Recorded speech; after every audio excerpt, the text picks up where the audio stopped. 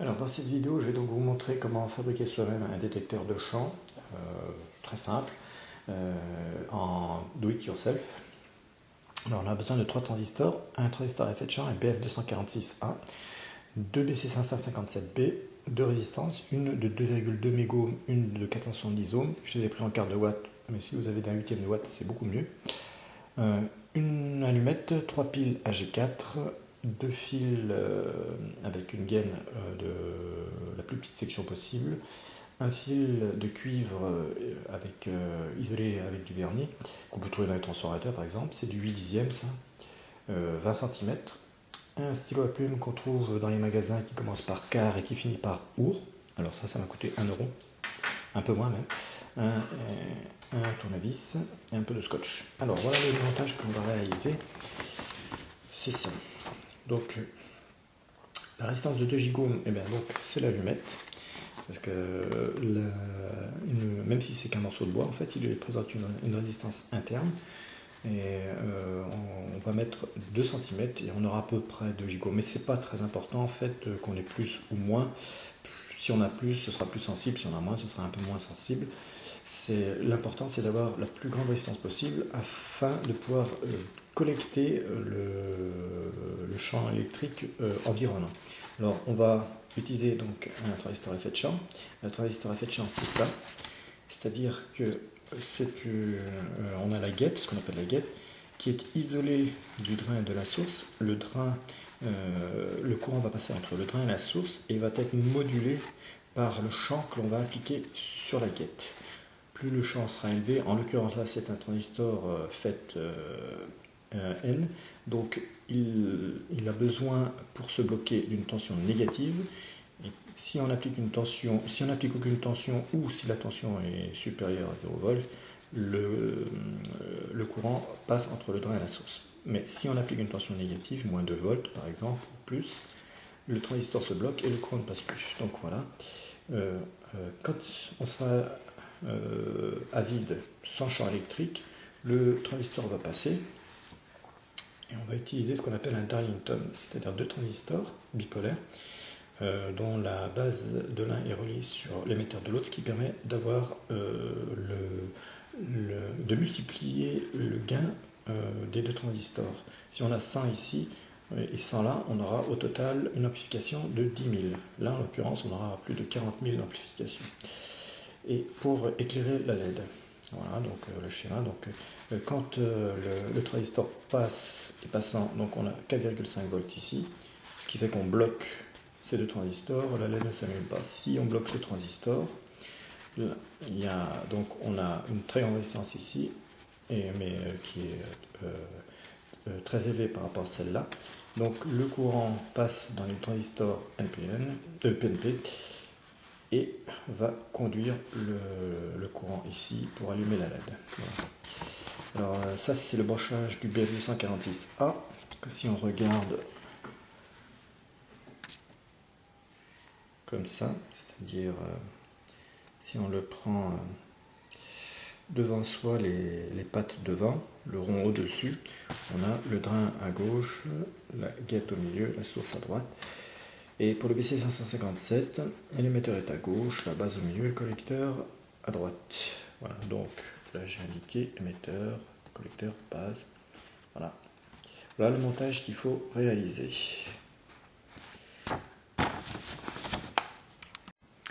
Alors voilà ce qu'il faut réaliser. Donc là, on a les 2 BC557.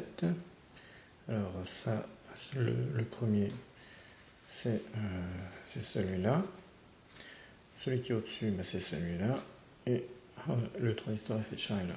Alors au-dessus, j'ai mis l'allumette avec les 2 résistances à côté. Donc une 470 ohms qui relie sur la LED et l'autre qui va être relié sur les 2 collecteurs des BC557. Voilà, donc après, on plie les pattes de telle manière à relier l'ensemble comme indiqué sur le schéma. Alors c'est très facile, là il suffit juste d'entourer avec une patte de composant l'allumette et mettre un petit peu d'étain pour que ça tienne, et ça va très bien. On fait ça de chaque côté. Voilà. Alors le fil jaune est relié, donc ça je ne l'ai pas indiqué, en fait il est relié sur la guette du transistor à effet de champ, et donc aussi sur d'un côté la résistance de 2 Ω, l'allumette, qui va être branchée sur la partie métallique du stylo à plume. Voilà.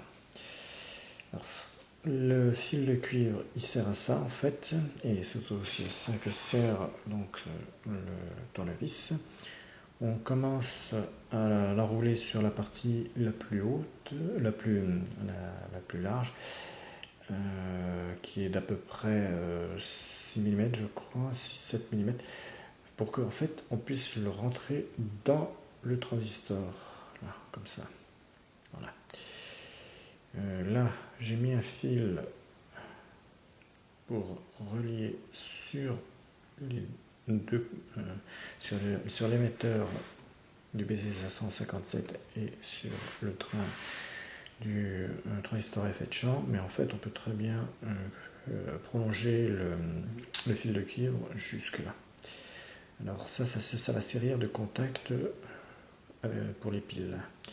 Donc la partie où on met normalement la cartouche d'encre, il y a un petit ergot au fond, on le coupe alors avec un tournevis ou n'importe quoi, c'est très facile, et j'ai pratiqué une ouverture avec le fer à souder, hein, ça c'est du plastique, ça fond très bien, jusqu'à peu près 5-6 mm en dessous du pas de vis.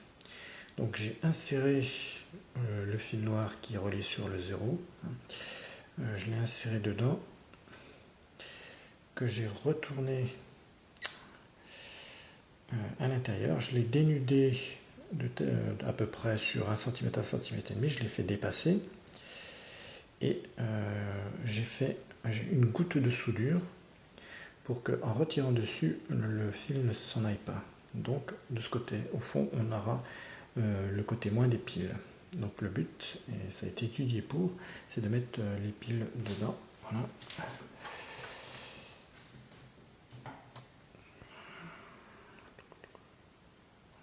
Ça rentre pile poil. Comme ça, ils ne pourront pas se mettre de travers.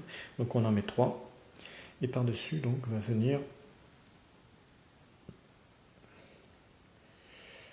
l'autre, donc le fil de cuivre qu'on aura étamé, hein, un petit peu d'étain pour éviter que ça s'oxyde et puis pour que ça fasse un meilleur contact.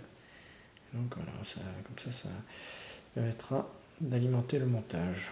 Donc après, une fois qu'on aura fait ça, alors on va quand même isoler un petit peu ça avec du scotch pour éviter de faire un court-circuit quand on va enfoncer l'ensemble à l'intérieur. Voilà. Voilà, une fois qu'on a mis du scotch, ça donne à peu près ça. Alors il faut serrer au maximum pour resserrer l'ensemble. Alors il faut déjà mettre du scotch au niveau des connexions de l'allumette pour bien les isoler des pattes des résistances. Et après on remet un scotch autour tout le long, voilà, au ressort, enfin un fil de cuivre, pour que ça fasse un ensemble qui soit homogène, qu'on puisse enfoncer et tirer sans que tout se casse. Voilà, donc maintenant il n'y a plus qu'à le mettre à l'intérieur. Alors on enfile, on met le fil qui dépasse. Donc voilà, ça rentre très bien. Et voilà. Donc après on met les piles là et donc j'ai fait passer le fil noir dans l'encoche là pour pouvoir revisser l'ensemble. Alors en haut il faut faire sortir, alors là j'ai pas 3 mains donc je ne vais pas le faire devant la caméra, donc il faut faire sortir la LED avec un petit tournevis là, la centrée, et on pousse tout simplement, ça va très très bien, et on fait sortir juste le bout du fil, hein, qu'on a dénudé, il ne faut pas sortir l'ensemble du fil. En fait, c'est juste la partie d'unité qui va rentrer en contact avec la partie métallique du stylo. Oui, donc j'ai percé le bout. Ça se fait assez facilement, c'est pas très épais, ça fait peut-être 3 mm, avec un forêt de 5 ou 6, de façon à avoir un petit peu de jeu quand on met la LED, afin de pouvoir mettre justement le fil juste à côté. Et il faut qu'on puisse, en fait, quand on va visser, il faut que l'ensemble tourne, donc la LED va tourner également. Voilà. Voilà, donc une fois monté, ça donne ça, avec le petit bout de fil électrique qui dépasse, étamé, hein. Comme ça évite qu'il s'effiloche. Alors quand vous allez le monter en vissant, donc le fil électrique qui fait office de ressort va se plaquer contre les piles, et donc normalement ça va s'allumer. Alors logiquement, s'il n'y a pas de champ électrique à proximité, ça s'éteint. S'il y en a un, comme là, et bien ça reste allumé. En l'occurrence, là c'est le 50 Hz qu'on détecte. Enfin, bon, je montrerai tout à l'heure des petites applications. Alors j'ai juste rajouté un autre fil électrique, voilà, que j'ai soudé sur le fil noir. Là j'ai coupé un petit peu la gaine et je l'ai soudé. Ça va servir donc en fait de référence. On va mettre l'ensemble, donc on tourne, on entortille comme ça autour, et on met l'ensemble dans le bouchon afin d'avoir comme référence. Là il est c'est comme ça. Donc quand on touche, en fait on se met à la masse du montage, et donc la partie haute sert à collecter le champ électrique, la partie basse permet de se référencer par rapport à soi et donc par rapport à la Terre. Voilà. Voilà, ben c'est fini. Alors, une petite dédicace à mes deux premiers tipeurs, 2TH Project et Neospirit, qui sont intéressés par ce type de montage. Alors, si vous ne sentez pas le courage de faire ce petit détecteur, ben, je peux éventuellement vous le faire avec si vous me soutenez sur Tipeee. En contrepartie, ben, je vous ferai ce détecteur. Voilà. Maintenant, on va passer donc à un aspect pratique, savoir comment utiliser ce détecteur et pourquoi faire. Alors, donc moi j'ai pris le BF246A, on pourra prendre d'autres transistors à effet de champ, le BF245 ou 247, mais le brochage n'est pas forcément le même, donc voilà. Donc voilà pour le 246, le drain, quand on regarde le transistor avec les pattes devant soi et le rond en haut, le drain est à gauche, ensuite on a le gate et puis la source. Et pour le BC557, on a l'émetteur, la base et le collecteur. Alors, il se peut que, une fois terminé, le stylo s'allume en permanence, c'est-à-dire que la sensibilité est trop grande. Il faut diminuer la valeur de cette résistance, passer à 1,5 mégohm ou 1 mégohm. Et si on veut augmenter un petit peu la sensibilité, on peut diviser par 2 la valeur de cette résistance, par exemple 220 ohms. C'est ce que je fais sur celui-là. Ces valeurs n'allaient pas, le stylo s'allumait en permanence. Voilà.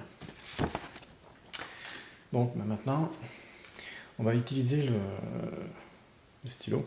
Alors, il se peut justement que quand on le prenne, la LED s'allume. Alors, il faut attendre qu'elle s'éteigne. Ou alors, si elle ne s'éteint pas, c'est soit le stylo est trop sensible, soit qu'on est dans un champ électrique qui le fait fonctionner en permanence. Donc là, en l'occurrence, il est totalement éteint. Bon, ben maintenant, on va passer à des explications concrètes.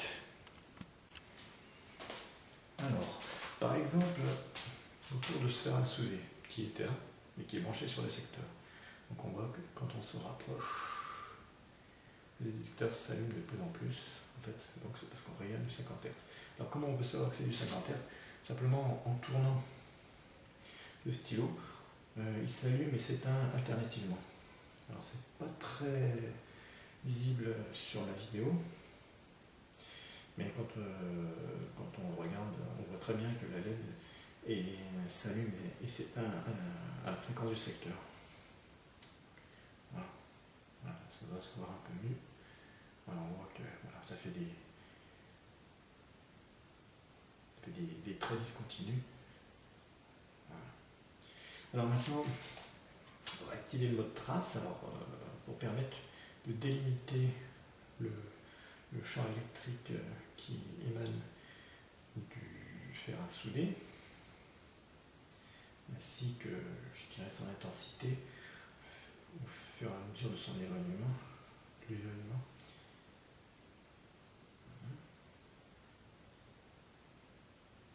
Là, on voit que en fait, on a une espèce d'enveloppe comme ça qui est détectée par le stylo.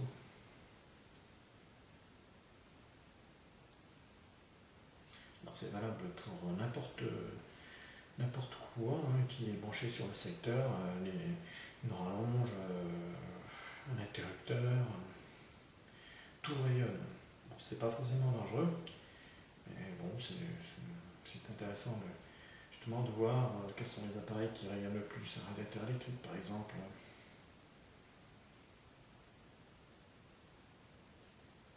Et pour les personnes qui ont des sensibilités justement à tous ces phénomènes, ça peut être intéressant pour elles de savoir si elles ne baignent pas justement dans le champ électromagnétique émis par le secteur.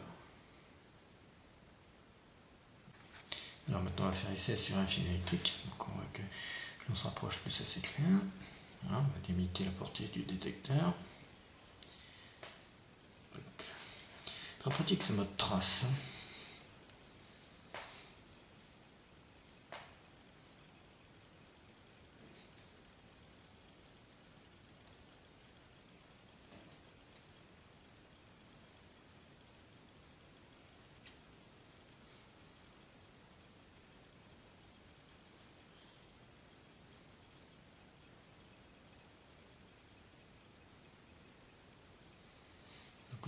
Pareil, on voit bien que le trait discontinue, donc c'est le secteur. Attention alternative.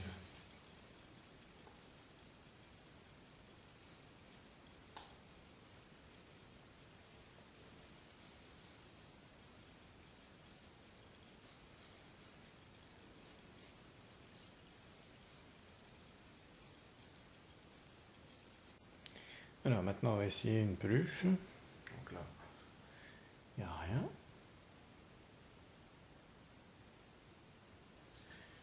On met la peluche.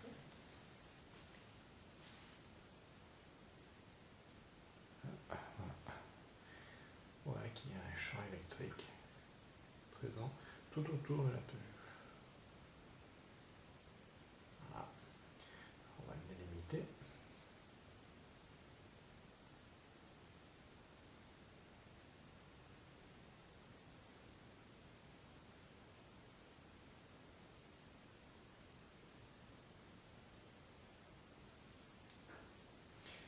Il s'estompe petit à petit et on voit quand même qu'il persiste pendant de très nombreuses secondes.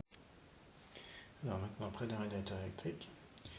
Alors là on voit que quand il est éteint, on s'allume, le stylo s'allume, et quand on met le radiateur en route, on génère beaucoup plus de perturbations.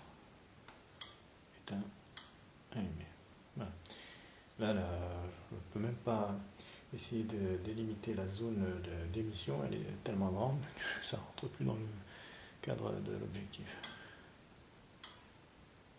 Voilà. Donc voilà, alors, là je suis à 50 cm.